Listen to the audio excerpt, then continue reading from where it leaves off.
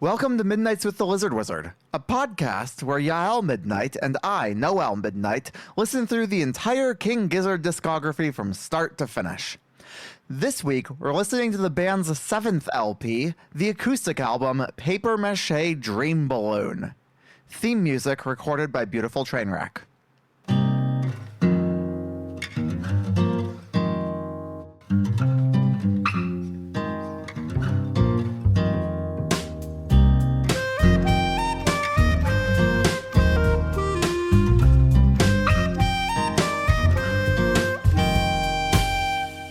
And we're back. Yael, this week we listened to Paper Mâché Dream Balloon. What did you think? I really liked this one. I got real into it like from the first listen, and I've been listening to it on repeat. I've been forgetting to take notes about it because I've just been vibing to it and just listening to it over and over again for the last 2 weeks. I think this has been one of the hardest records so far for me to actually get into. I'm not surprised by that at all. And I've got a guess as to why that might be. You're going to have to tell me if that's true or not. So I think that you probably had more trouble getting into this record because it is so lyrical in its focus and it's less, a lot of guitar riffs. Sure, yeah. And we've talked on the show before about how I'm very lyric first, vocals first when I listen to music, and you are not. I am not.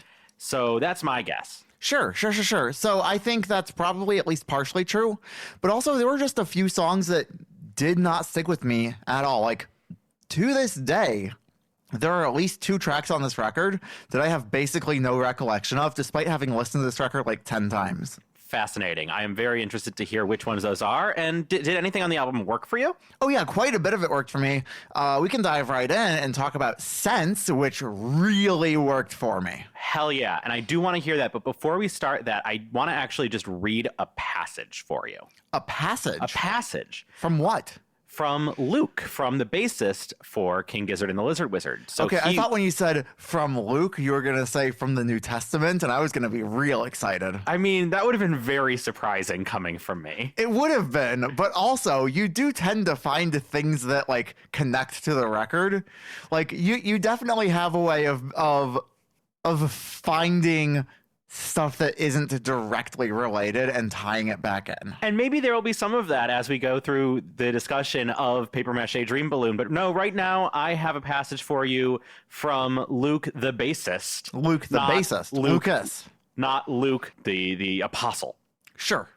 See, I'm very not Christian. I have to come up with the right words for this. Okay, so Luke writes, "This album was super fun to make. At the time, I was living an hour out of the city and had a spare room with a piano in it, which was a rarity for all of us." So that explains the piano. It explains the piano. So Stu capitalized on my burgeoning real estate.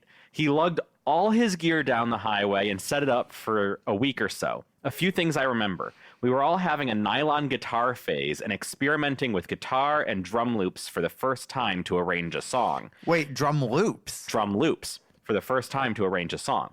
We had a piece of shit drum kit that was my brother's with no kick pedal, so we were using a mallet to play the kick. Holy shit. Some things are starting to make sense now, right? Holy shit. Some of the guys came in and out, and we also did some recording in a shipping container that was situated on Stu's parents' little hobby farm nearby. Sure. It sounds bucolic, but I remember it kind of being dark and scary in the container, and Stu used his stinky old mattress to baffle the walls. I think the rest of the guys did some other recordings in various locations and houses too, and Stu brought it all together at home, wherever that was at the time, as it was before we had a studio. Lukey Cool. XO.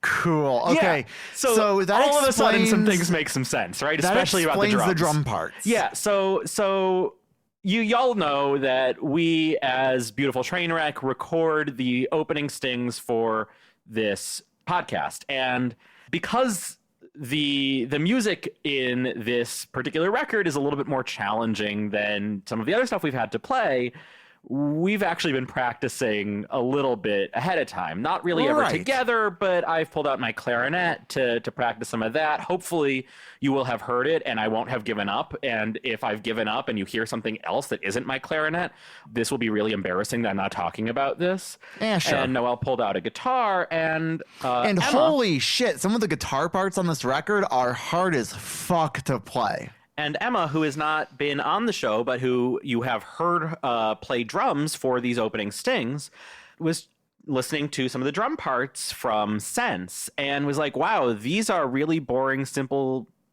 drum parts. And the bass drum doesn't move around or change a whole lot. It stays pretty straightforward. And well, now we know the reason why. Right. Yeah, that makes a lot of sense. Yeah. So the entire ethos of the Paper Mâché album is it's their acoustic record, which, yay, acoustic record.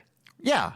Like, I'm okay with the fact that this is an acoustic record. The only electric instrument on this record is an electric bass, which you really hear on some of the songs in the middle of the record, but there's a lot of upright bass. There's a lot of upright bass, and we start out real strong on Sense with some great upright bass. There are a couple of tracks that I am pretty sure have both the upright the electric bass, which is really cool. A couple of different sounds there.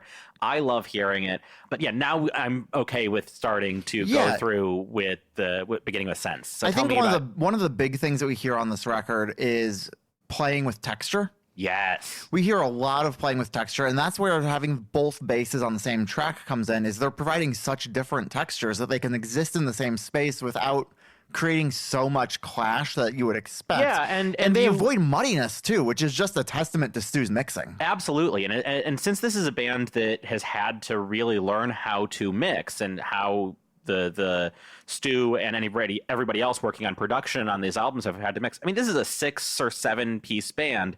Normally a 7-piece band. 6-piece on this record. Eric Moore didn't actually contribute to the recording of this album, according to an AMA and that these the guys liner did notes on Reddit and the liner notes.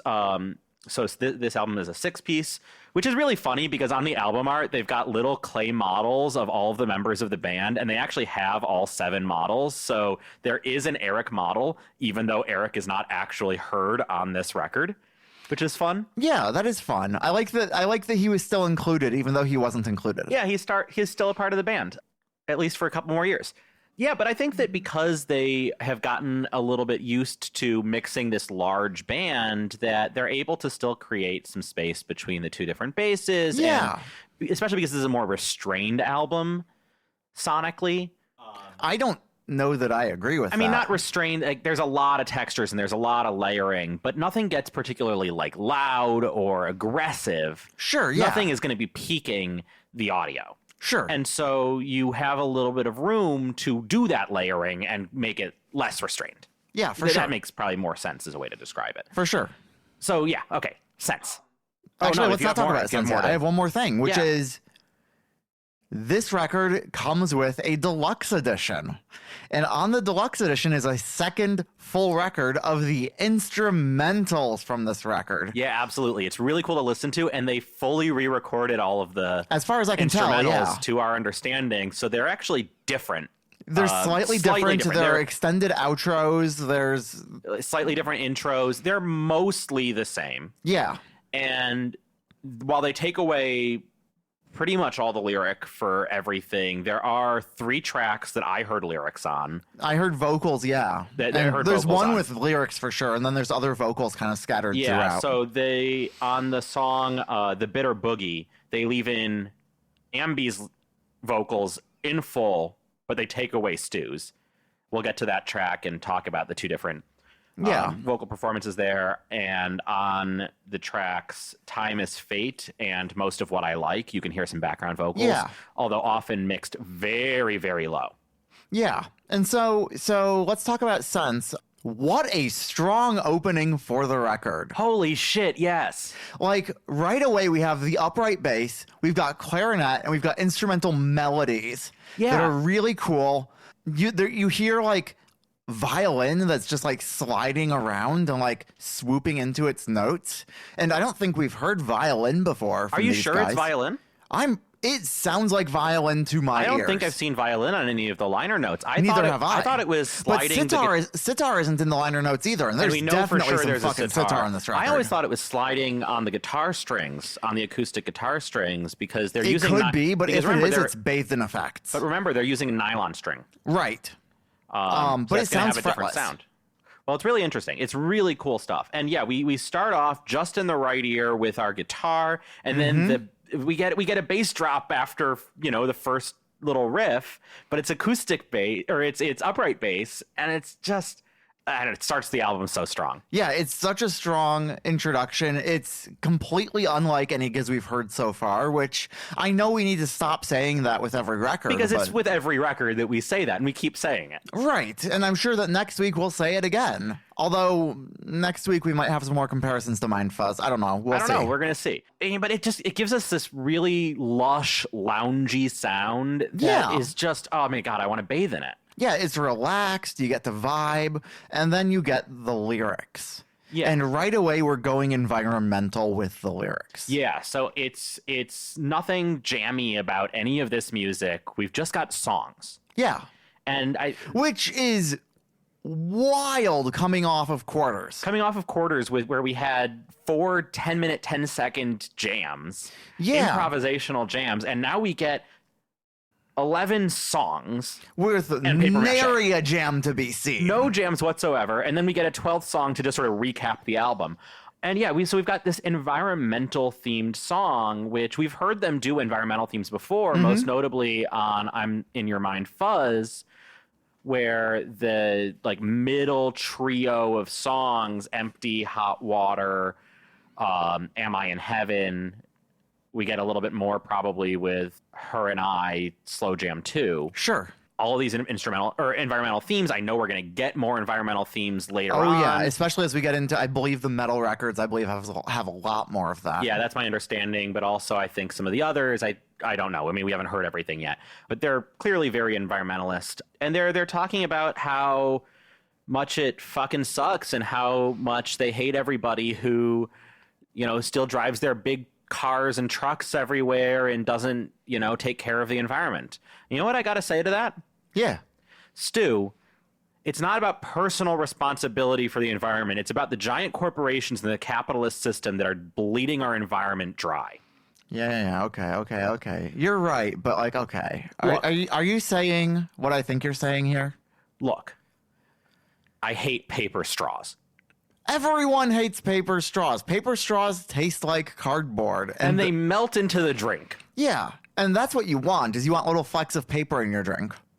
And absolutely, can we all make sure to recycle and not drive giant gas guzzlers? And I mean, we're Americans and they're Australians, and both of these countries have one thing in common, and that's that we love big gas guzzlers. Although I don't love a big gas guzzler. I don't want to have to own a car at all. Correct. Yeah, let's do transit. Yeah, absolutely. Buses, trains, trams, streetcars, ferries. Let's do it. The fucking monorail. But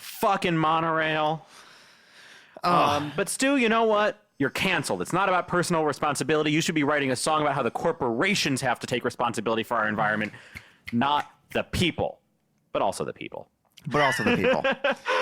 Yeah. So, I don't know. It is a really fucking awesome song. It's a great song. It feels like everything at the end of the song kind of recedes under the piano until the final clarinet line comes in, which is really cool because we haven't heard much piano before. So yeah, I mean, I'm not sure we've heard any piano before. Sure. And also we start off, so clarinet is Stu's latest instrument of the year. So we had flute before that. And boy, howdy, do we get flute on this record. We get a lot of flute on this record. But you know what annoys me about the clarinet? What annoys you about the clarinet? Stu is better than me at clarinet. That doesn't surprise me. No, it doesn't surprise me in the slightest. Stu's a fantastic musician. Yeah, he's so good at this. But I learned clarinet from 5th grade through the end of high school. I took private clarinet lessons, and you know what? Clarinet's fucking hard. I've played a little bit, yeah. You've played my clarinet. Yeah, and I've kind of figured out the embouchure a very little bit, but getting there is hard. And I mean, Stu is obviously not just a better musician. He's also a more committed musician, a more committed student of music and of instruments, but this is the first time I'm just starting to learn bass. I've been learning bass for a year and a half, 2 years at most. And I've played clarinet on and off for most of my life at this point. And I've put it down more years than I've had it picked up, for sure. But goddamn, does it suck to have put a lot of time into an instrument and go, oh, I'm not even close to this. Yeah. But goddamn, does he play the fuck out of that clarinet? He plays the fuck out of that clarinet, out of the flute, obviously out of his guitars. Yeah. It's really worth listening to the instrumental of Sense just to hear that clarinet without anything else in the way. Oh, it shines. Yeah. Bone? Yeah, Bone. Why not? I will say Sense got stuck in my head a lot over the last couple of weeks. Sense got stuck in my head more than any other song except for, we'll get to it. Yeah, I've been humming Sense a ton, singing Sense a ton. Okay, Bone. I have a little bit less to say about Bone, I'll admit, than I did for Sense. Yeah, there's a lot of flute on it. It's really nice. It's sweet. Yeah, I think it's kind of sweet. I think that Bone, like Sense, and like most of the record, does a really good job, especially with fills, instrumental fills in between the lyrical phrases. I noticed this a lot on Sense. I noticed this throughout the record, though. We get the little string slides. We get little fills from the flute or from the clarinet or from the keys. And if there's ever a moment in this album where I'm starting to lose attention, the fills do a really good job of drawing me back in. Yeah. And something that really struck me about this song in particular is that I think this is the first time that we hear bowed bass. Yes, we absolutely hear bowed bass on this. And it's really cool. I'm glad they didn't stick to just plucking the bass. I'm glad they didn't just stick to the electric bass. We hear both on this song. Yes. There's some parts from the bass guitar about 3/4 of the way through the song that are absolutely fucking insane. Like, it's these big runs really high on the neck. I didn't even notice them until I listened to the instrumental. But there's some really, really cool bass work on Bone that I loved. Yeah, the bass work on Bone, having both the electric and the upright, I mean, it's just such great texture. Having the pizzicato notes, having the bowed notes, having the electric there, and none of it clashes. Not a note of it clashes. Right. Yeah, it's fantastic. And it all matches the lyrics too. Like, yeah, I know a lot of people have discussed this record and gone, oh yeah, it's really happy music with really sad lyrics. And I just don't agree with that at all. I partially agree with it, but I don't know that that's the best way to approach it. I wouldn't say it's happy music. I'd say that it's melancholic music. I think it's music that sounds like 60s like folk and protest music in a lot of ways. And that's always been kind of like brighter music with lyrics that are more substantial and meaningful and heavier. And I think But there's a lot more minor key in this album than I think people want to give it credit for. For sure. I think there's more subtle differences of, expecting one chord and actually getting another, or slightly unusual phrasing in the music. And I honestly just don't see the music. I listen to the instrumentals of the deluxe.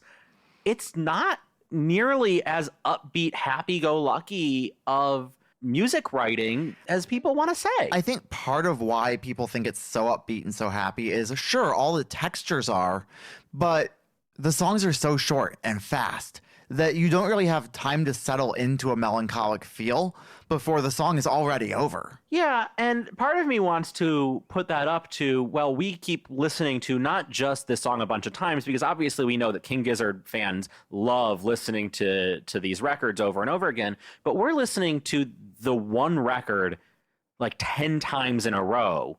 So we're really, really diving into this stuff. And yeah, like it does kind of almost make it sound like Bone is on a toy piano, and it's not on a toy piano. No, it's on a real fucking piano.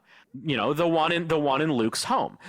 What I noticed was like lyrically, there's all these lyrics like, when my name is called, I'm just a pile of bone. And if heaven is a place, I know I won't be taking my bones. And it's all these lyrics about What are we happens after we die? What happens when you die? What happens after you die? And to me, it almost feels like a celebration, a revelatory, like, hey, guess what? When I die, I don't have to worry about this fucking body anymore. Yeah, I mean, we are born in dust, and to dust we shall return, right? Like, we need to make light of life while we're here, and I don't think he's complaining about being a pile of bones. Yeah. In any way. I mean, it's very much just a memento mori. We are all gonna die, but like, okay, cool. Yeah. And when we die, where do we go? Nowhere. Into the dirt. Oh, I see. You're making a transition. I see. You're doing a segue. Who said I was ready for the segue? If anyone listens to my other podcasts, you will know that one thing I am known for is doing really bad, awkward transitions at inconvenient times that cut other people off. Trust me, they realize it from listening to this show too.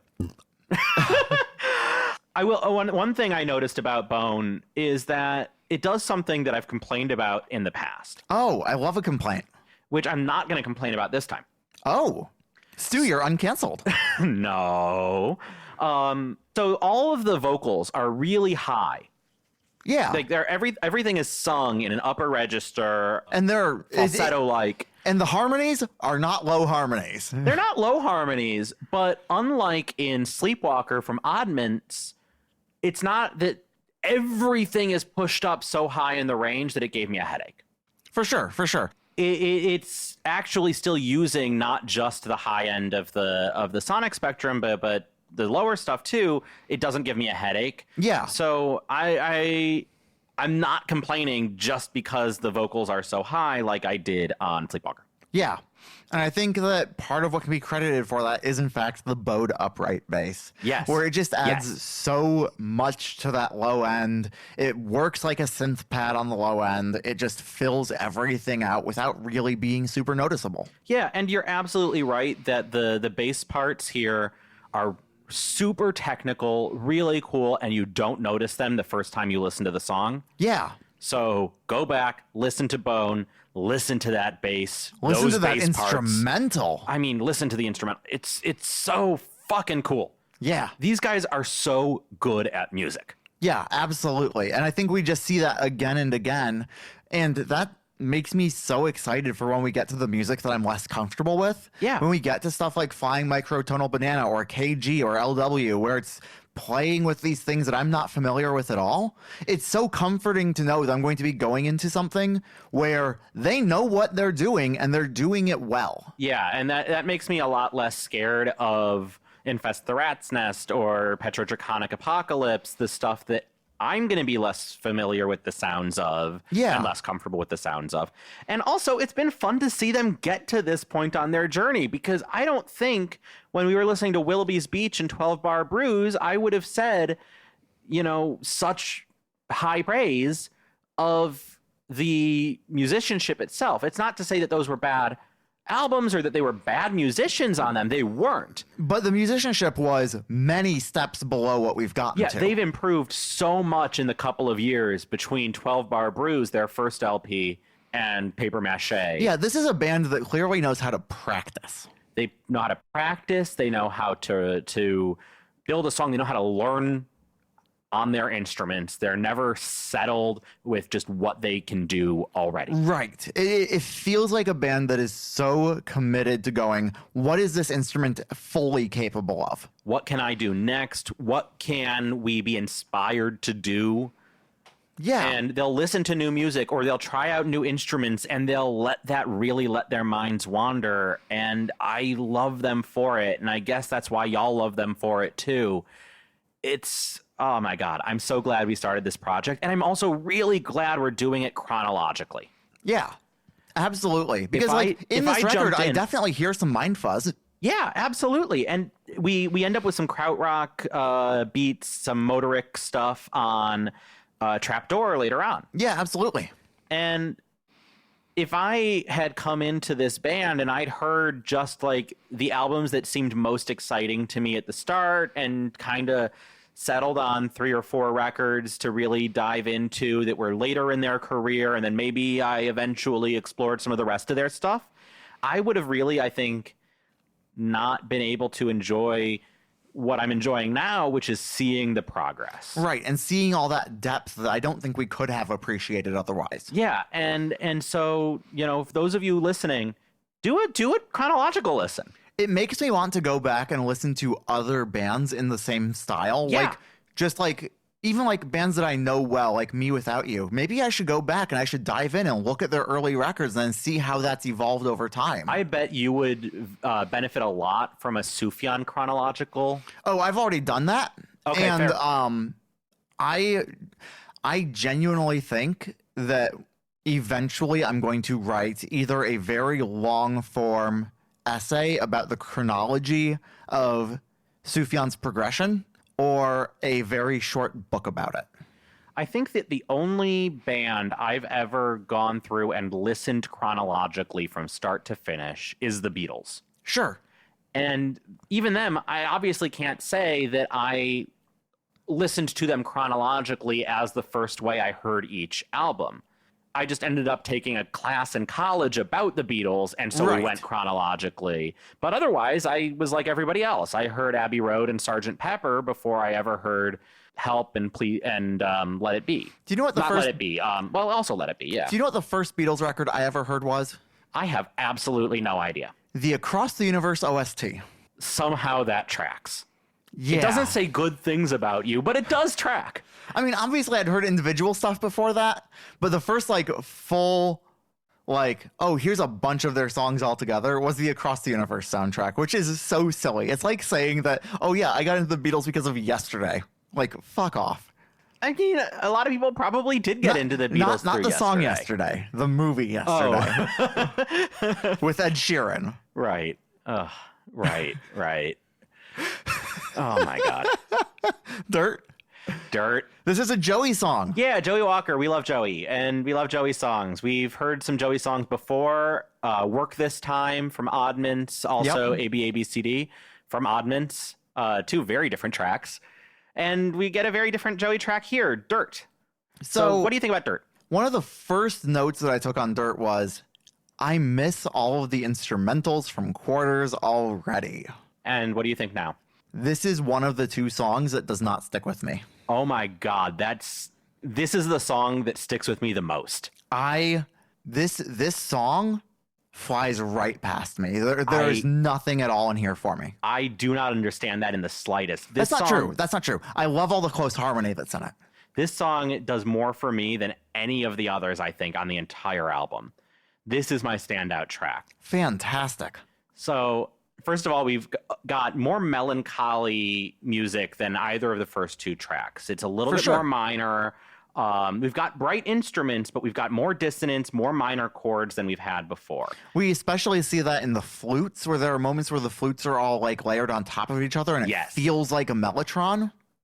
And I mean, who doesn't love a mellotron? Everyone loves a mellotron. Every time I record, I'm looking for a way to incorporate a mellotron. I know. I mean, you're not wrong. You're not wrong to do it. I think the reason this ended up standing out so much for me is the lyric. Okay, tell me about the lyrics. Tell me what you got from the lyrics, because I thought that the lyrics were a little bit of a nothing burger. I know what Genius has to say about the lyrics, and I guess,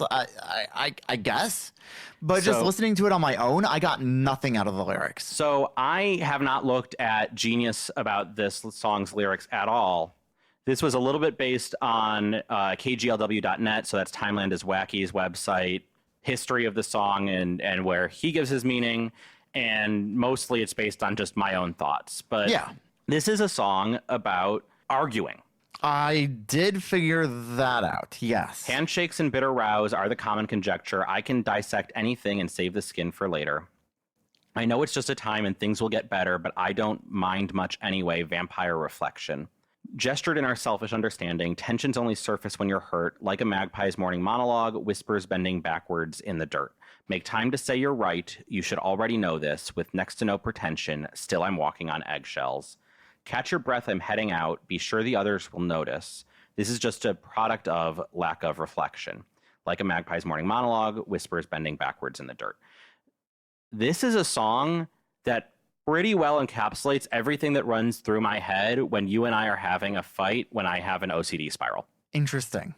This is an OCD song. Interesting. This is a song about about being so convinced that you are right in the middle of an argument. And it's also about having to walk on eggshells in an argument so that you do not spark something. Interesting. So what Genius says about this song is that it's about arguing online about politics.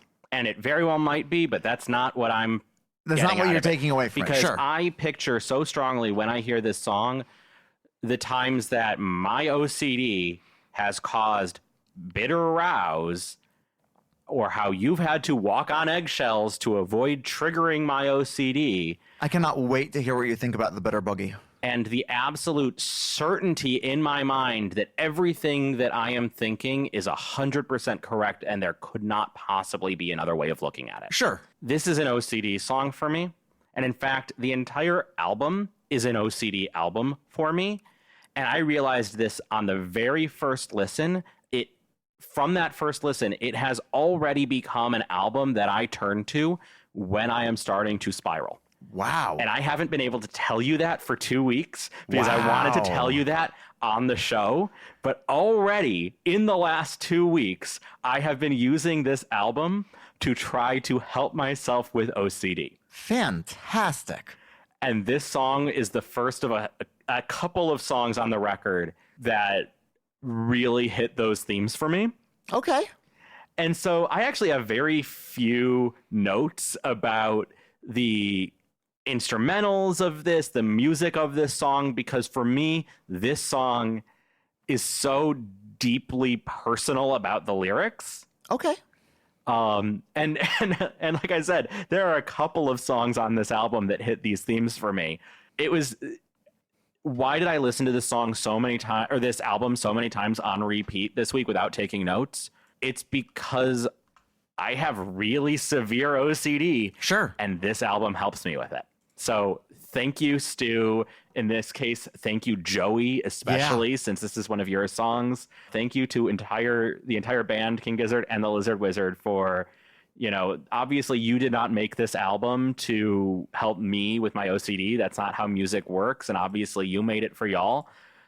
But that's what I get out of this record. And that's what I get out of this song. It's already helped me a ton. Fantastic. I love that. That's great. Yeah. I've told other people that this is an OCD album for me in the last 2 weeks, but I have not told you because I wanted to break that on the record or on the recording. Oh, that's so good. Do you have anything else to say about Dirt? I mean, it's got a really fun melody. It's gotten stuck in my head just constantly over the last couple of weeks. Hasn't gotten stuck in my head even once. And you know what? You don't have OCD. That's probably. I'd say probably. I think there is a chance that I have like pure O. I mean, I have pure O. So we'll You certainly have it less strongly than I do if you have it. I have it significantly less strong than you do. There is not a moment of any given day that I don't have OCD thoughts of some kind. And I think perhaps the reason I talk so much is to try to stave that away. Sure. But yeah, that's Dirt. That's Dirt. Paper Mâché Dream Balloon. Again, we get a title track. Again, I still think it's more melancholy and minor and less upbeat than people like to say it is. But it's definitely, I think, the happiest and most hopeful song on the album. Stu actually said in a Reddit AMA that Paper Mâché Dream Balloon is about taking troubles and turning them into something else, smiley face. Yeah, and that's pretty clear when you listen to the lyrics. It really is. This one is very straightforward. He's saying what he means. What is a paper mache dream balloon? It is his constructed idea of take your bad feelings, take anything that you're worried about, and paste them together haphazardly and let them float away. Yeah, kick them out the door. Yeah. I mean, we have plenty of other very direct lyrics, like we had on Sense, where he's just like berating people to be more environmentalist. This song, I think I would say that this song's probably thematically most similar to The River. Okay. Like, let things be, float along. Fill your lot. Wait. Wrong album. Wrong song. A lot of tempo changes in Paper Mache Dream Balloon. I noticed that. I also noticed about it that there are these big snare fills that are really cool. There's big, what I heard is violin slides again.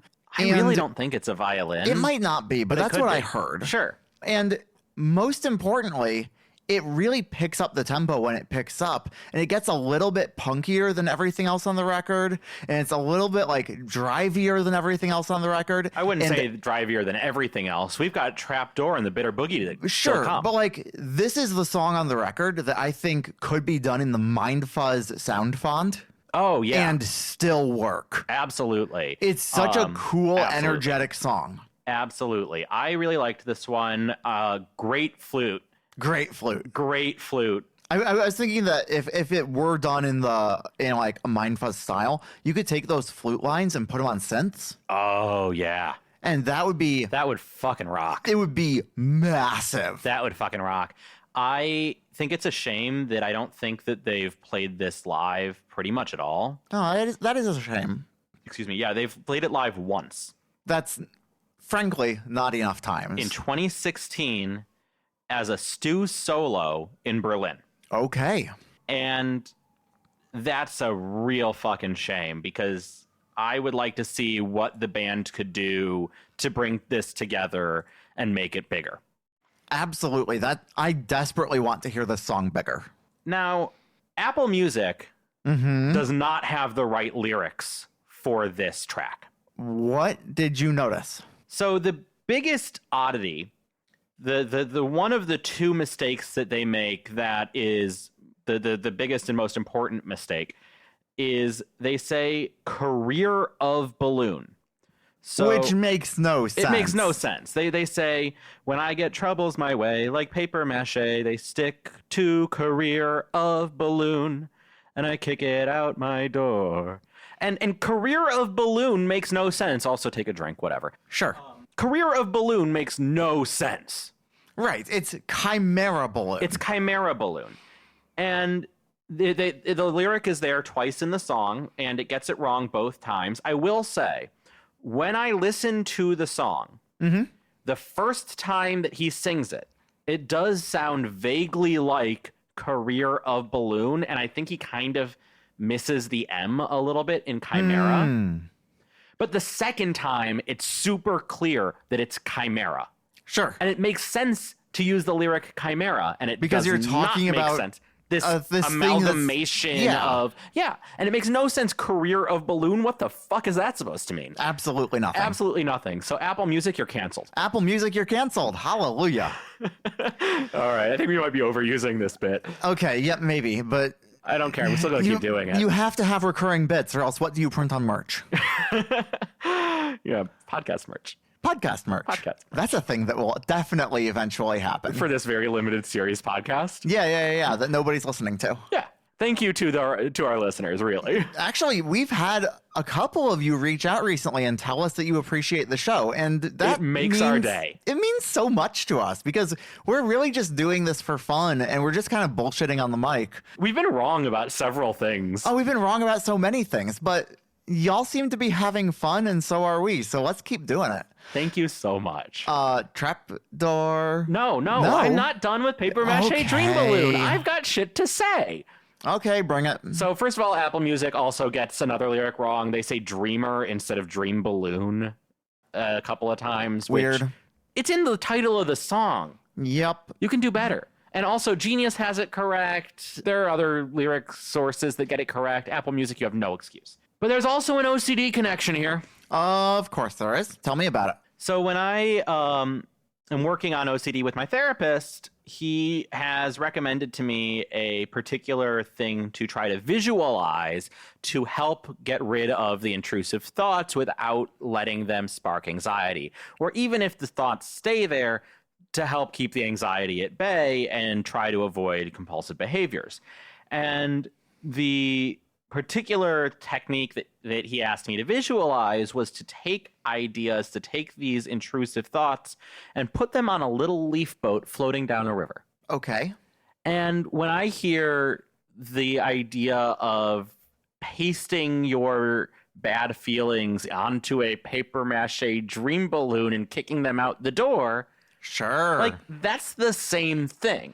Yeah, absolutely. It's absolutely the same thing. It's a different visualization, but it's doing the exact same fucking exercise. Yeah. To get rid of bad thoughts.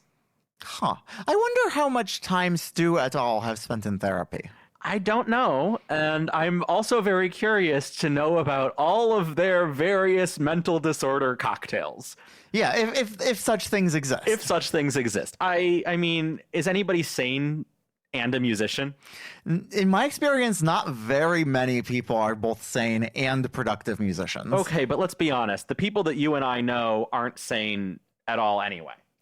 We don't know sane people. We do not know sane people.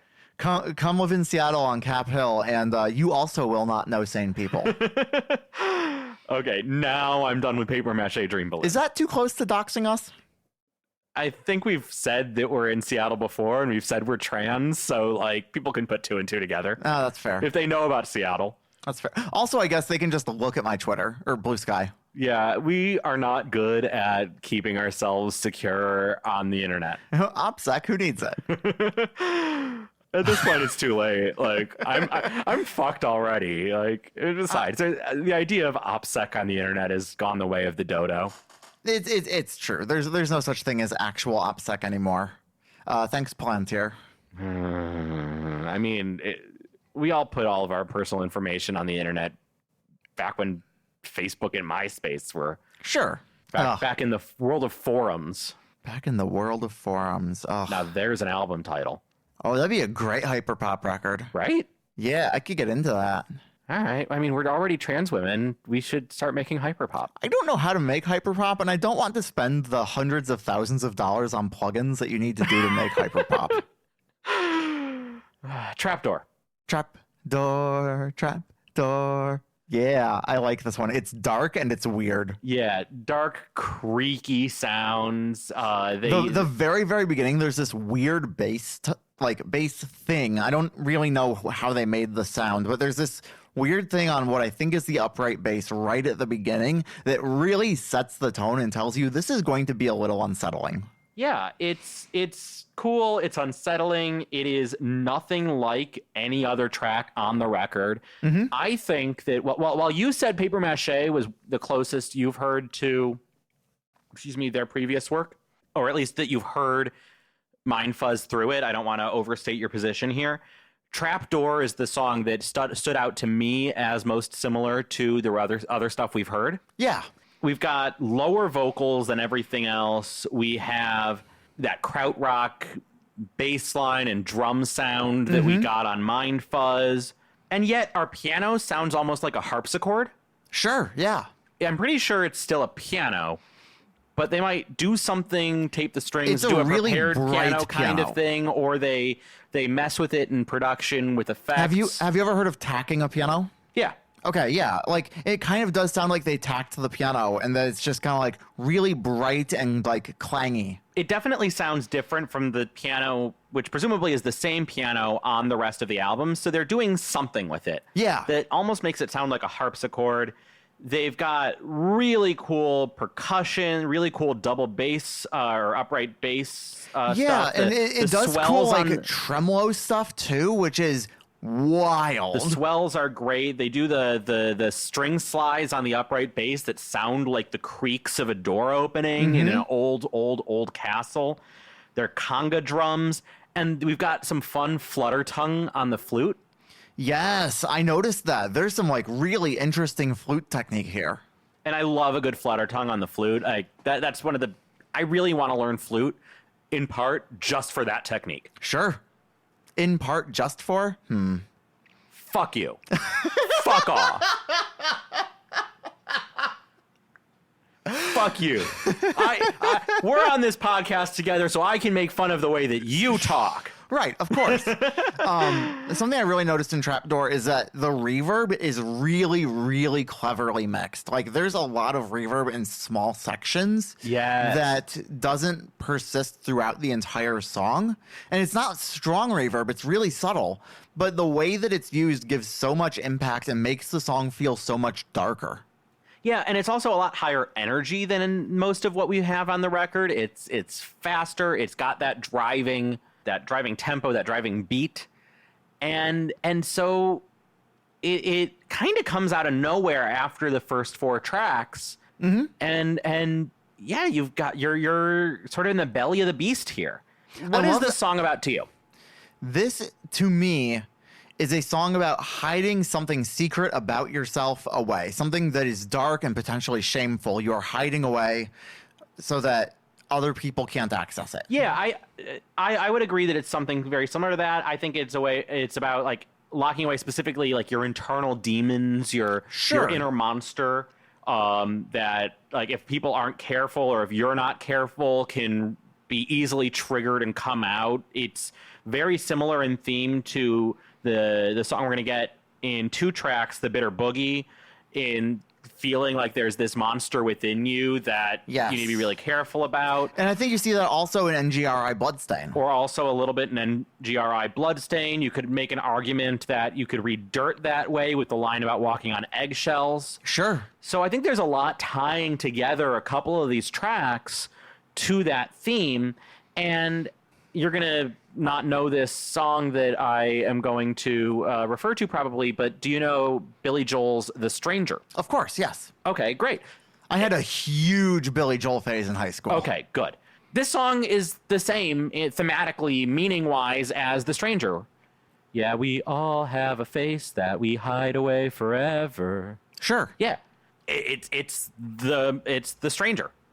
Cool. Yeah, I hadn't drawn that comparison, but that really cool. Absolutely works. Yeah, and we also get a music video.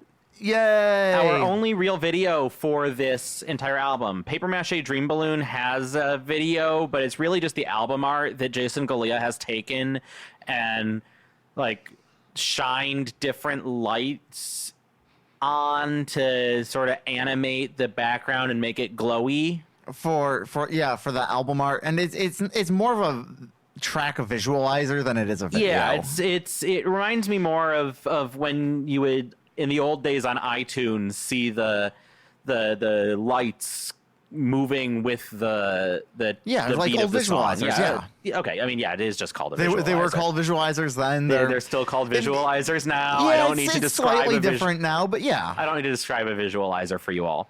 But yeah, this music video is a real music video. And it feels a lot like Monty Python, both in setting and in budget. It really does. And I've seen that comparison made. Yeah.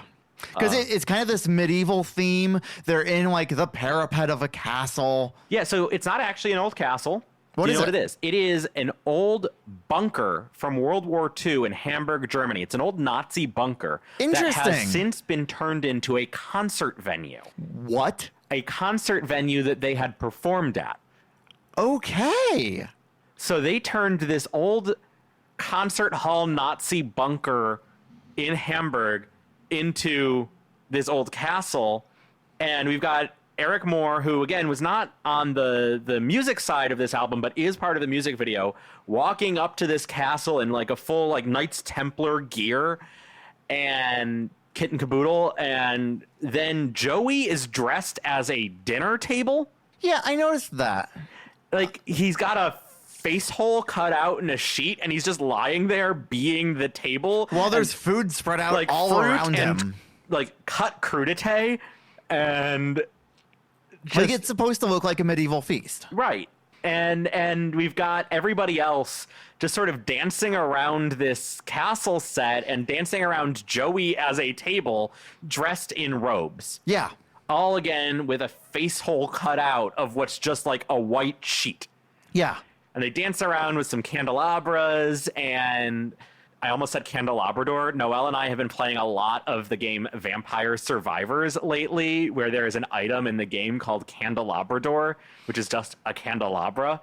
And we've said that word to each other a 1,000 times in the past 2 weeks. So I very, very nearly said candelabrador instead of candelabra. If you like bullet hell games that are great for couch co-op, I cannot recommend Vampire Survivors highly enough. It's so much fun. Don't play the cell phone version. The cell phone version is fine, but it doesn't include nearly as much as the full version on the Switch or the PC. With the DLC. We will say, though, that our Switch, which is a really old Switch, does not handle the bullet hell. performance of late game high levels of lots and lots of explosions and stuff on screen. I think we dropped down to 3 frames per second earlier. Yeah, it was not good. So I would recommend playing it on PC or on a more modern console. I bet the Switch 2 can handle it. I bet the Switch 2 can handle it. Really fun game. But that is completely off track. While we're paused for here just a second, we're at 52 minutes. Well, okay. Just wanted to let you know. You're going to have a real fun time editing. Uh-huh. I'm sorry I have enough to talk about this record. I thought we were going to be a bit slim on this one. Yeah, I didn't. We've been going over a lot lately. Yeah. This Okay, is back no to the longer show. a 1 hour podcast. I think we just have to make terms with that. Yeah, I figured it wouldn't always stay a 1 hour podcast because this show is largely inspired, at least from my side, this show is largely inspired by the podcast Gilmore Guys. Which I've never heard. So Gilmore Guys was Kevin T. Porter and Demi Adejuyigbe going through the entirety of Gilmore Girls. Kevin had seen it before. Demi had never seen it before. And it started out as like, okay, they'll spend an hour on each episode. But by the time the show ended, they were doing 4+ hours for every episode. Oh my God, that's a lot. To the point where, like, they had guests on the show who, when a guest comes on a podcast, generally they're going to put their phone on Do Not Disturb. And when they had Matt Myra on the show, he did that and he put his phone on Do Not Disturb. And when he got out of the podcast, he found out that his wife had been contacting him for hours trying to figure out where the fuck he was, because all that she knew was that he was recording a podcast and podcasts are an hour long. Okay, so we might need to warn our guests in the future. We might need to warn our guests in the future is what I'm saying. I think this might just be, in our case, the problem of having a podcast with the person you're married to. It does help. Okay, so yeah, it's a cool music video. I don't have as much to say about it as I did on The River last time. Sure. Which I still maintain is one of the coolest things I've seen come out of this band. Yeah. Jason Galea knows what he's doing. Cool shit. And so my last thing I have to say about Trapdoor is that I've heard rumor that this gets repurposed as part of the Gizverse as a whole. Cool. And perhaps the monster under the trapdoor becomes a little bit more literal and less inner demon. Sure. So I'm interested to see where that goes. Hell I hope yeah. it doesn't kind of ruin the song for me because, like, it's an inner demon song. It's clear that when they wrote it, they were talking about inner demons, metaphorical demons, and For not sure. some literal monster. I think a song can be both. I think the song can be both. I'm interested to see what happens there. Yeah. Cold Cadaver? Sitar. I have not had a single song from this record get stuck in my head quite the way that Cold Cadaver has, and I can tell you exactly why. Why? I am a sucker for a song that prominently features the title of the song in the lyrics. Trapdoor's another one, constantly in my head because I can just walk around going trapdoor, trapdoor, trapdoor. Like, it's fun. And in this one, we've got the song title right there in the lyrics, really prominently through the entire song. This song did not get stuck in my head nearly as much as most of them have. I would say that it very slightly got stuck in my head at one point just because you've been singing it so much. Sure. But it actually wasn't the Cold Cadaver part that got stuck in my head. Excuse me. It was just a bit of the verse, and it was instrumental. Then it was instrumental only. Okay. And it was only briefly. It was only for about like 3 hours was it stuck in my head compared to... I had, at some point over the last 2 weeks, literally half of the tracks on this album playing over and over in my head. Yeah. It's a really catchy record. It's so catchy. And that's just, I think, by virtue of the fact that this is a record of songs in a way that we haven't really gotten from King Gizzard in a bit. I actually have a question about this one for you. Yeah. What is it about? What do you think it's about? Because I have strong thoughts on this one. This is one where I'm less certain what it's about. I have vague ideas that could go a couple of different ways, but I'm not confident in any of them. And I'll be honest, this track, I think one of the reasons it didn't get stuck in my head as much is because it's not really clearly to me about much of anything. Okay. So what I read in it was that this is a song about a relationship that is ending. I mean, that much was And pretty clear. The They cold pretty much say cadaver. that. The cold cadaver is the relationship. The relationship ending. It's the that looming thing that you don't talk about while a relationship is falling apart. Sure, I that's certainly one of the things that passed through my mind, but it certainly isn't like saying much about the end of that relationship or why it's ending or how it feels that it's ending, does it? No, but it's a lot of like you get a look into the way that the two partners are arguing with each other, and you kind of get the sense of like one of them is really struggling with the idea of there's this cold cadaver, and she brings it up to him, and then by the end of the song he's turned it around on her. I did notice that where he had the role reversal. He's going, this can't be over, can't be over. Heard me before banging on her front door. She said, what's the problem? And I said, it's the cold cadaver. Like it's such a frustrated song where both of them are trying to ignore the problems in the relationship, but the relationship keeps going and you can't ignore stuff like that forever. And so you just kind of see this thing deteriorate as they both get frustrated and decide that they have to walk away. And the walking away isn't in the song, but I think it's so implied in that lyric, this can't be over, where it's just coming to terms with the fact that, hey, maybe this is all fucked. Yeah, interesting. I don't think that's far away from where I was. I just didn't think it was much. Okay. See, I really liked that. That Cool. really resonated with me. I'm going to just go ahead and blame that on my divorce. Yeah, no, that seems totally fair. And I really hope that I do not feel that personal connection to this song. Yeah, no, that's so fair. Stu said for La Groupie that he was reading The Day of the Triffids when he heard the line cold cadaver, and there's just a line in the book that got into his head, and then all of a sudden, quote, I was improvising on some weird concept that didn't really mean anything to do with the book.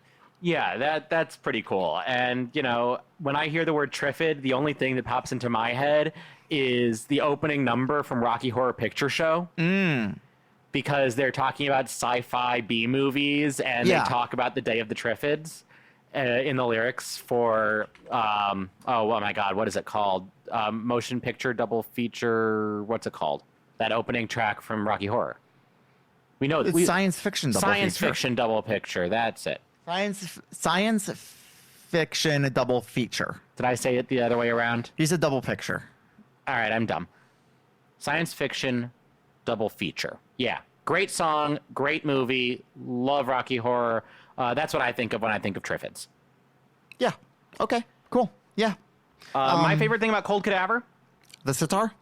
Not just the sitar. We, in fact, have every Stu yearly instrument so far. Do we really? We have sitar, we have flute, we have clarinet. And at this point, those are the three he's done.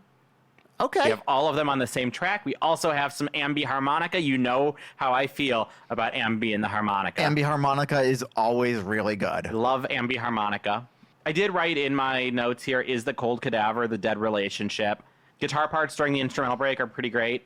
Oh, I love the instrumental break. Like, there's so much to dig into there. It's so good. I didn't dig into it much. I had a little bit more trouble getting into this song than I did some of the others. Sure. There's a section where there are two acoustic guitars playing the main line of the song, but they're playing it in harmony with each other, and that works so well for me. That's something we consistently see throughout this band, is because they have the three guitar lineup, you get to see two of them just go off on their own and like pair each other, or they're pairing the vocal, or they're pairing the flute, or they're pairing something else. You can do so many cool things when you've got such a big band. Yeah, it just creates this depth and texture that I absolutely love. Got more? Nope. All right, Bitter Boogie. The Bitter Boogie. This is an ambi song. Ambi and Stu together. We have a little bit darker tone again. We've got a strong boogie feel, good rhythm to it. It drives nice. I understand that this is one that they've played a lot live. A decent amount. I mean, this entire album, they don't necessarily turn to a ton compared to The River, or my understanding is what we're going to get next show when we cover Nonagon. But yeah, they seem to do Bitter Boogie a bit, quite a bit. I really like this one. Stu does most of the vocals for the first half, maybe 2/3 of the song. Ambi comes in at the end with a completely different bluesier tone to his voice. And oh my God, I love an Ambi song. We haven't had an Ambi song in a few of these records, and I'm so glad for the return of Ambi. Yeah, this song does something really cool that I love, which is there's a line where it's the guitar, like an acoustic guitar, being detuned as it plays. I love every single song that anybody's ever done where they detune their guitar, they change the tuning of it while they're playing it in the middle of the song. I can't get enough of it. I'm a sucker for that shit. It's so fucking cool. It's so gimmicky, but I love it.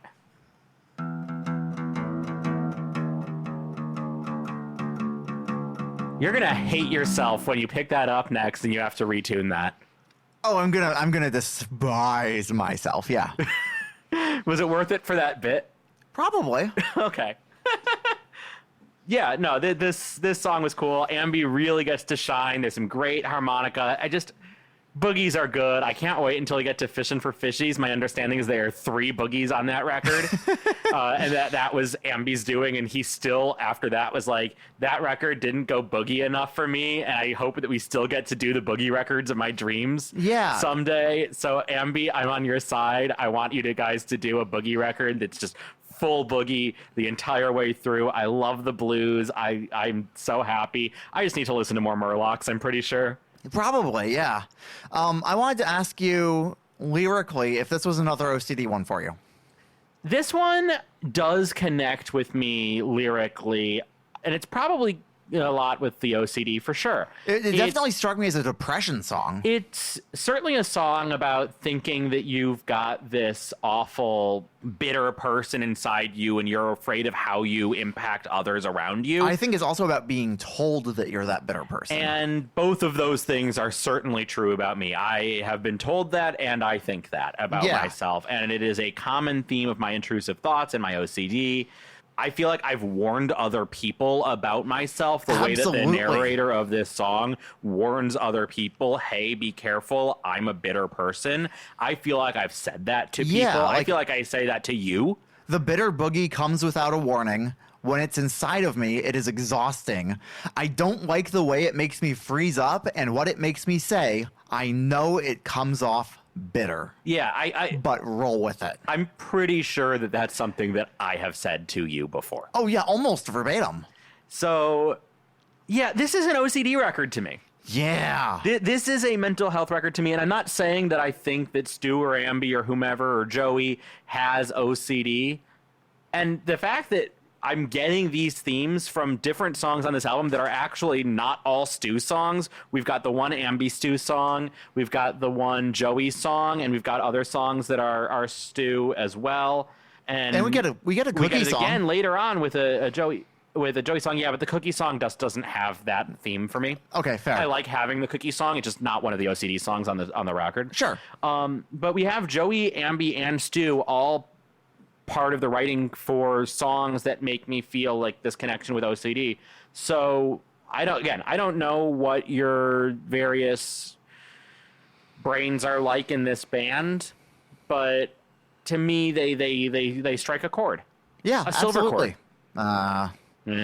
I can't wait for that record. I'm so stoked for that record. That one's gonna be fun. They're all gonna be fun. I'm so excited. There are very few records that I'm not excited for. And it's become obnoxious. Yeah. I really liked in the instrumental, this is the one where we get Ambi on the back half of the instrumental singing, which is a weird choice for an instrumental record. Yeah, it is. I am not totally sure why they left Ambi in there. I'm not upset because I love his vocal on this. It's so bluesy and cool. Yeah. It's reminiscent, actually, that his particular verse of something. And I have tried so hard to find what it is. You know how much I like pulling from old music to connect it with. And there's such a strong sense memory. Yeah. From the way that Ambi is singing on this track. And I have looked and looked to try to find what it's reminding me of. And I can't find it. That sucks. And eventually, I hope I do, because it will drive me crazy every time I hear the Bitter Boogie for the rest of my life until I do. Yeah. Yeah. I don't really have a lot else to say about this song. It's cool. Ambi gets to shine. I love it. It's jammy. I think you could extend this one pretty well. I think you could do like a 10-minute jam of this. Which I'm excited to see if that is something that they do on some of the later records, since this is one that they've returned to. This one appears on like 10 of the bootleg Gizzard records. It's on so many of them. Exciting. All right. NGRI Bloodstain. NGRI. Yeah. Did you know ahead of time what NGRI meant? No, I had to be told. Yeah, same. I just don't think we use that phrasing in the States. Okay, yeah, that would make sense. Because we have, so it stands for not guilty by reason of insanity.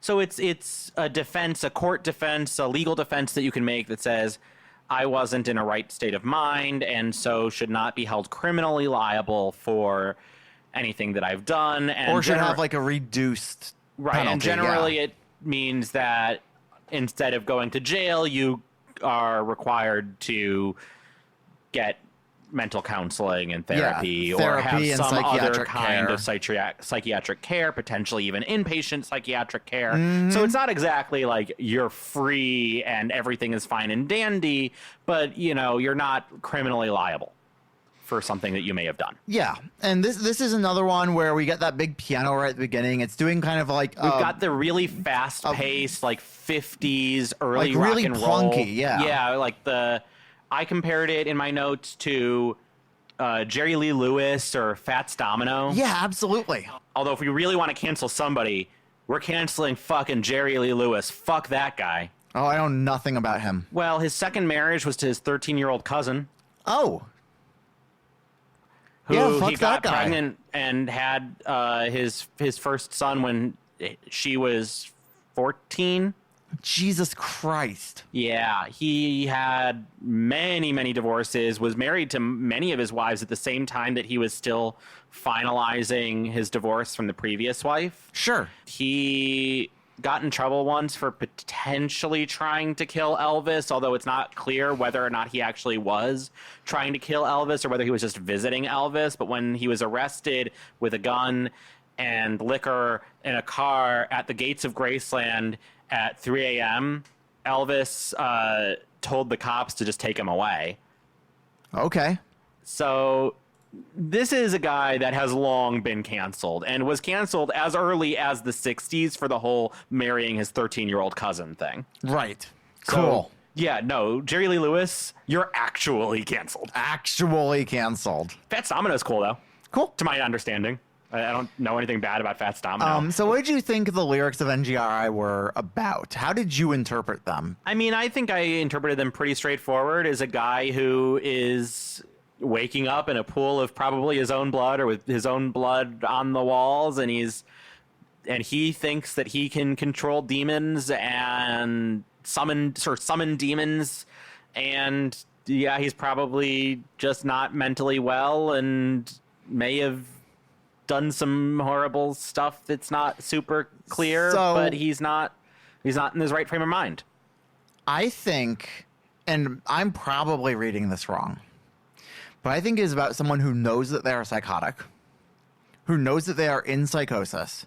Yeah. And knows that the bloodstains aren't real and has secluded themselves in their room so that they won't have to bother anybody else with their psychosis, and so that they won't accidentally find themselves in a position where they have to plea NGRI. Okay, that makes sense. I could buy that. I got the understanding that the blood at least was real. It might be, but that wouldn't shock me, and it would fit really well with the theming of Trapdoor, of the theming of the Bitter Boogie, of the theming of really especially those two songs, but to a lesser extent some of the others. Yeah, but like this to me seems like a Psychosis song. Wouldn't shock me. Yeah, especially given the rest of the album. Wouldn't shock me at all. It's really cool. We've got again that really fast plonky 50s rockabilly piano. Is real fun. It gets a little grating by the end of the song just because it's constantly there. Yeah, I mean that fits the genre though. It does, yeah. And I would say that this is probably one of the weaker tracks on the album as a whole. And it could have been stronger in one specific way. Tell me. We need a fucking saxophone. Oh, that would be cool. I think that if you threw like a minute and a half of a saxophone solo in there right in the That's a middle of the long song. fucking sax solo. Yeah. I think And Noel's just like, yeah, I want that. I think that this song would have bones. No, that's Bone. That was track number 2. All right, we got now Time is Fate and Time is Money. Time is Fate is a cookie track. So right away, I want to say these two songs blended together so well that I almost never noticed when one ended and the other began, except for the vocal difference. I don't think I had that at all. Interesting. So Time is Fate seems to be a song about looking... It's nostalgia. It's a song about nostalgia and particularly the traps of nostalgia. Yeah, the danger of nostalgia. The nostalgia, rose-colored glasses. It's not all real. Hindsight is 2020, or no, not even that. That's a different cliche. When we look back on everything with rose-colored glasses, we miss the reality of what things actually were. Pondering things in the past makes you blind. And that, look ahead, you'll not waste your time. Yeah, it's that when we look back too much, we are missing the reality of the now and the future. Yeah. So this was the song on the record that made me feel like Oddments. Interesting. That makes sense to me. This one was the one that I thought it's full of flute. I think there might actually be a mellotron on the chords. Either that or it's some really clever flute layering. There's some cool harmony vocals that are buried in it. Yeah, and we have really interesting chords here, and there are a couple of moments in the song where I think the chords are pretty unexpected, where the natural harmony would go a different way than what they've done. And again, I think that creates some more of that melancholy, hey, this isn't nearly as happy music, as pretty music as the Redditors like to say. Yeah. I think this is a band who is really intentional about their chord progressions, and we see that again and again. It makes me so happy. They're not just writing their 4-chord songs anymore, or even when they are, they're choosing 4 chords that mean something. Right. Absolutely. These guys went to music school, I'm pretty sure. I mean, it's been a while since we read about their early days. I think they went to music school. If not, they certainly write like they went to music school. Right. Like they've clearly studied what they're doing. Yeah. And I'm glad, because if you're going to be this prolific and you're going to do this many different things, like they do it so well, I think, because they understand how music is put together. Do you ever worry that this show just comes across as us just sucking their dicks the entire time? Yeah. Because I worry about that a lot. I worry that people are going to tune into this show and just go, you know, you could be a little critical sometimes. Like, okay, well, I have been a little critical sometimes. That's true. There was Eyes Like the Sky. But also, who do you think is our listener base? No, that's fair. The people who are listening to this are probably on our side, like fully filleting the band. Yeah, and I had criticism of Oddments. I had criticism of Eyes Like the Sky. I was critical in a more academic sense when it came to quarters. Sure. Or yeah, I really have been enjoying this. I don't know it would be possible to do this podcast if we weren't really loving the band. Although we didn't start out this project loving the band. We grew into it. Yeah. We've been Stockholm Syndrome. And something that's certainly been true for both of us is we've had records where it's taken us time to really enjoy and be able to talk about this music. And especially, I think, with you with this record, you did not start out with this record being able to, like, fillate the band. No, I did not like this record for like the first 3 or 4 times I heard it. I've heard it exactly 9 times now. And I think it was in the 8th and 9th time that I finally started to go, oh, I see it.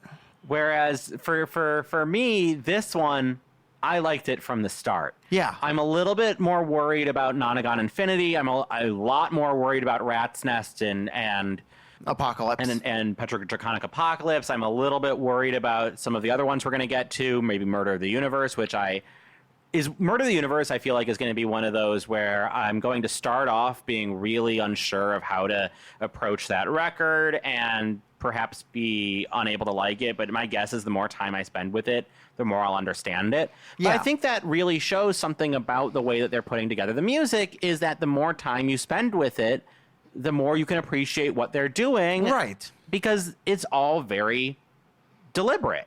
Right. There's so much depth. Did you have much else to say about Time Equals Fate? Because I really didn't have a whole lot on this one. I thought that the interplay between the vocals and the instrumentals are really nice and tight. I'm a real sucker for like a line cliche, and the downward motion of the vocals with the upward motion of the instrumentals. Of course. In the back half of every verse was really cool. I'm just a sucker for that exact sound, and we had that before in Infinite Rise in Quarters, and while overall we were a little bit more iffy on Infinite Rise, so hey, there was a moment where we weren't filleting the band. That's fair. But that was something I really liked there, and it's something I again really like here. That's just like a personal, I like this sound, and it is just one of many kinds of sounds that can be used that I just happen to have a particular soft spot for. Okay. There's a nice detune at the end. Yeah, I love a detune. Time is money. Love a detune. Time is money. As far as I can tell, this is a song about having more time than money. Yeah, so we get the lyrics, well, if time is money, then it sounds funny to give me so much time and no money nearby. Yeah, like, it's pretty straightforward there. It's pretty explicitly about that. Yeah, and it's like, okay, all the capitalist system tells us that we need to be making good use of our time and working real hard to get ahead. And okay, I'd like to. Where's my job? I can't get a job. I've got tons of time, and I'm trying to use it and trying to earn money and trying to be able to do something, and I can't. Right. So another thing that I've got bad health, and I need health care, and I can't. Yeah.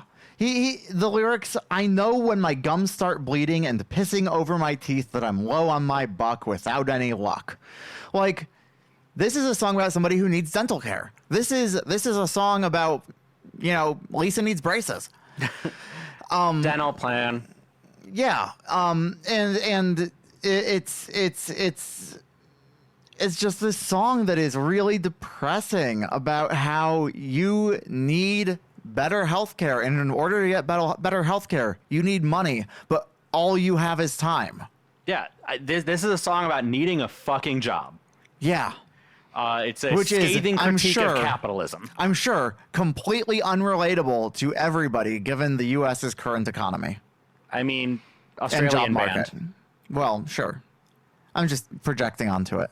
Yeah, it's also, it opens up a bit darker than a lot of the other songs. It does lighten up a little bit, but not that much. It's certainly one of the darker tracks on the album. Yeah. Not just lyrically, because the entire album is mostly dark lyrically, but also sonically is one of the darker songs. Yeah. And I've been saying a lot, okay, yeah, the music is darker than people like to say it is, but this one is actually dark. Okay. And anything else on Time is Money, or are we moving on most of what I like? There's one section in Time is Money that I want to talk about. Please. Where there's these descending guitar arpeggios that after every descending arpeggio, there's a little slide at the bottom going downwards. Yeah, that's really cool. And it's such a cool thing because you see the arpeggios all the time. You see little slides all the time. But to combine the two, that's way stronger on technique. It's way stronger on creative writing. It shows that you've thought about, okay, what can I do to make the instrument interesting instead of just being what everybody thinks about it by default. Yeah, and even though every track on this album, with the possible exception of Trapdoor, feels like it belongs together on the same album, none of the songs really actually sound similar to each other. They're pretty distinct. Yeah. And that's a hard thing to do. Yeah. Most of what I like. And Joey's song. I feel bad about this.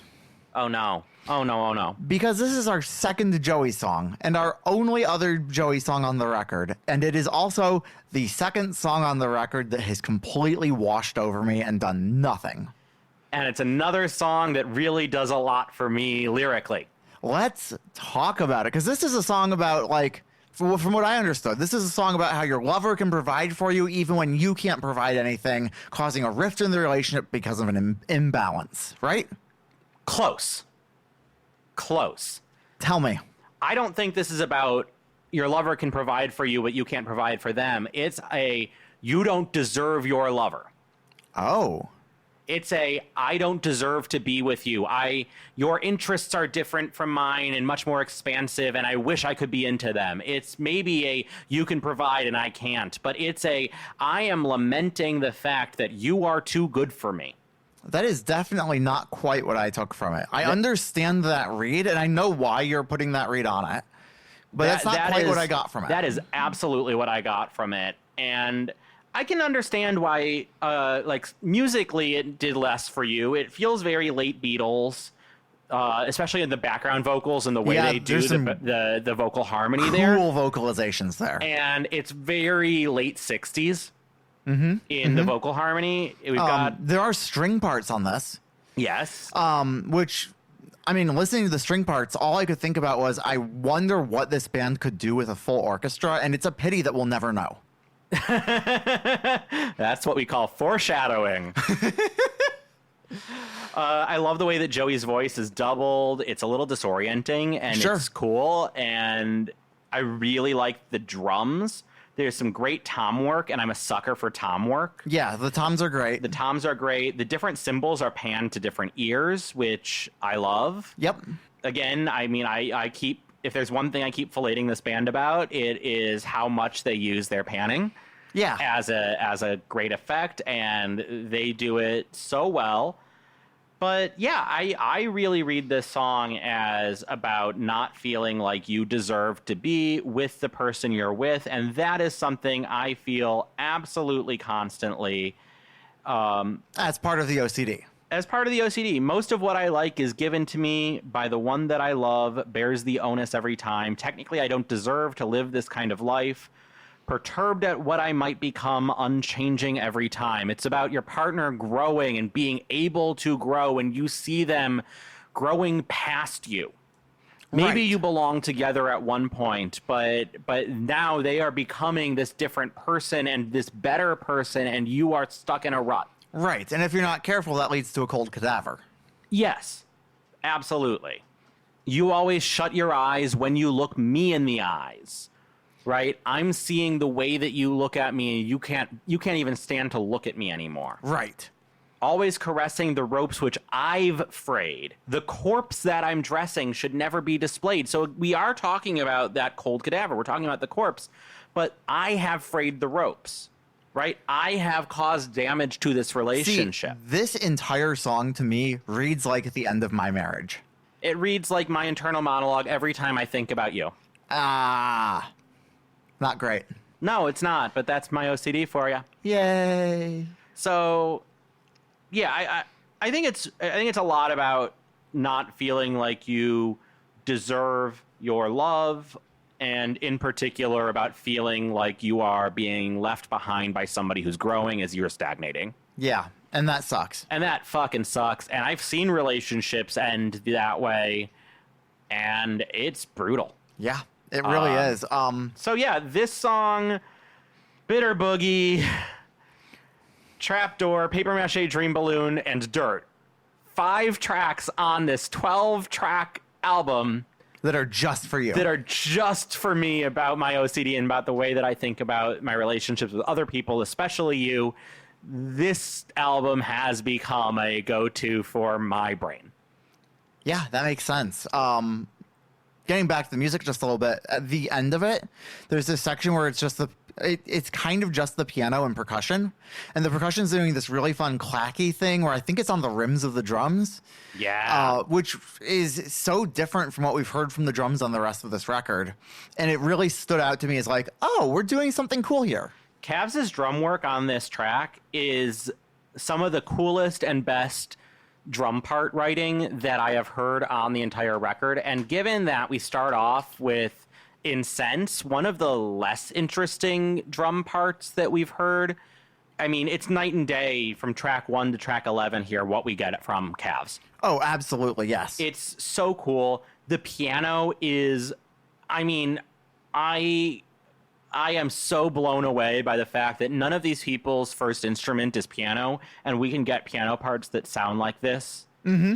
It is so technical, so good. Yes. Such great writing, and it's showy, but it's not like, look at me, look at how showy I am. It's just you can't help but go, oh my God, who's playing the piano and why are they this good? Right. It's just clean and good. I don't understand how it's possible to look at this track and have it do nothing for you when the drums and the piano can sound like that. Yeah. So I think you're wrong. I'm probably wrong. It bounces off of me. Fair. I think that this one, like, and you know I why think this it one is just bounces one of the off more me? virtuosic tracks on the record. The song title isn't in the lyrics. It is, though. Oh, is it? Yeah. It is very literally the first line of the song. Most of what I like. I hope I have that melody right. You're right. It is, isn't it? Yeah, no, it's literally the first lyric of the song. Well, fuck me. I don't know why I don't like the song then. Okay, well, at least I was right about one thing. You were wrong. Yeah. Do we want to talk about the last song on the record? Last track, Paper Mâché. Paper Mâché. Now, this is something we've never seen from the band before.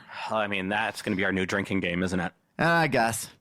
But it's an instrumental medley of the entire album, which I love shit like this. Yeah. Spanish Love Songs did this really well on one of their records, where at the end of the record, they just took all of the themes and like combined them back together to make this big emotional impact. And that's exactly what's happening here on Paper Mâché. Yeah, it would be like a classical orchestral overture. Yeah, except at the end. Playing the themes of the album, but it's at the end. And you just go one by one through the 11 other songs and play in order their themes nicely flowing into one another. It's a great little ending to the experience of listening to this record. This is a track that I feel like in the 90s would have been the hidden track at the end of the CD. Yeah. Like there'd be a 10-minute silence and then this. 10-minute silence? Oh, a lot of hidden tracks did 10-minute silences. Damn. Super annoying when you like rip the CD. Because the final song of the record is always like 14 minutes long. Yeah. Ugh, awful. Obnoxious. I'm so glad we're past that era. But after that rehash of all of the themes, we get something else, don't we? We get the entire song of Paper Mâché played back again in reverse, super fast. It's not reversed. Yes, it is. No, it's not. Yeah, it is. No, it's not. It definitely is. It's definitely not. It definitely is. I promise you it is. Have you listened to it slowed down to hear it? No. I have. Oh. It is the exact same thing, just sped up and replayed. Well, fuck me then. And then they do it a third time, even faster. Yeah, it's great. Yeah. Everyone hates it. Everyone hates it on Reddit, and they're wrong. Yeah, because it's great. It's a great button at the end of the record. It feels like rewinding the record and going back to the beginning, and it makes me want to go back and listen to Sense again. Okay, so you think it's backwards because it feels like rewinding a tape. Yes. Okay, that's not what they're doing, but I do see now why you think that. Okay. Now, it's certainly possible that I am totally off my rocker and that when I heard it slowed down, I'm just wrong. But I don't think so. Genius says it's reversed. I don't think Genius is right. Okay. Maybe we should just take it and slow it down and find out. Yeah, I think we should. I want to hear that again. We're going to have to do this probably after the show, or I guess we could just leave a long pause for you to add it out. Yeah, I'm not doing that. So, I mean, okay. One of us is wrong here, and it has been me as often as it has been you. Whenever we've been listener, your homework is to take the song, put it into Reaper. There's a little dial at the bottom right of Reaper's UI that you can use to like. Somebody's already done this on YouTube, babe. We can just look at the YouTube video. But it's more fun to explain how Reaper works. Oh, okay. Anyway, I like it. I think it's a great way to end the record. It made me so happy. I get why people who want to listen to this much more like loungy, relaxed sounding album don't love hearing that at the end. I get it. You're wrong, but I get it. Yeah. And I like it. I can make a weird, probably bullshit argument for why it works. And like thematically. My bullshit argument for why it works thematically is sort of like, you can't, okay, these are faster, right? It's a rushed version of the album. And if you rush The album, you miss it. Right. It's telling you, no, you gotta take your time. Do I actually believe that that's what they were thinking when they put it there? Probably not, but I like it. Yeah. All right, well, that's the record. Yeah. A good record. It took me a while to get into it, but ended up being a great record. Anything to cap it off? Anything you have left to say about the record? No, as not a really. whole? At this point, I'm just curious. What have you been listening to? I've been listening to Lux by Rosalia. Yes, we heard that for the first time on Sunday. Yeah, a friend of ours, our good friend Laura, friend of the show. Laura is going to be on a future episode, probably Rat's Nest. Probably Rat's Nest or one of many other. Actually, I think she said she maybe wanted to be on Murder of the Universe. Sure, I that'd could be be great wrong. too. Either way, we'll have her on at some point. She's great. And she showed us Lux by Rosalia. And Lux is an album of maximalist orchestral pop music. Yes. And she's very much like in the vein of a classical album. I know there's a lot. It's very There's a lot of operatic. There's a lot of discussion about what genre is the album actually, and a lot of people want to slip it into like neoclassical. Yeah, I would say it's probably maximalist orchestral pop. Yeah. It's certainly maximalist, whatever it is. It's so big. maximalist. And I fucking love it. It is an album by the Spanish artist Rosalia. Sorry, my Spanish Probably is Rosalia. not great, but given the accent, probably Rosalia. And she goes on a tour of a bunch of different female Catholic saints. There are also a couple of non-Catholic big female religious figures that she sort of explores the stories of in a modern lens, or like using them thematically to write more modern songs, but it's notably not an autobiographical record. It's Sure. not about her life. She uses 14 different languages on the record, Which so is so fucked up. that's insane. And she does it really well. She worked with language tutors and dialect coaches to make sure that she's pronouncing these languages correctly and translating them well. And so she's able to make really good use of these languages to create lyrics and puns, or not necessarily puns, but like lyrical riffs that could not exist in her native languages, which are Spanish and Catalan. So most of the album is in Spanish or Catalan, quite a bit's in English, but they're also, the lead single has German on it. It's called Berghain. It's named after the famous club in Berlin. But we also have Italian and Arabic and French. Japanese and French on the deluxe extended version of the album, and Sicilian, Hebrew, and Mandarin all also on the deluxe extended physical only version, which we'll hopefully get a digital version of eventually. Yeah. There's just a ton of really cool stuff, and you owe yourself a listen. Listen first, even if you can't understand it. Maybe later on go and look up the translations, but oh, it's so fucking good. She works with the London Symphony Orchestra. And it's just, oh my God, it's incredible. It's desperately want to see it live. I really wish I had heard it in 2025. It came out in 2025, and if I had heard it last calendar year, it would have been one of my records of the year, undoubtedly. Sure.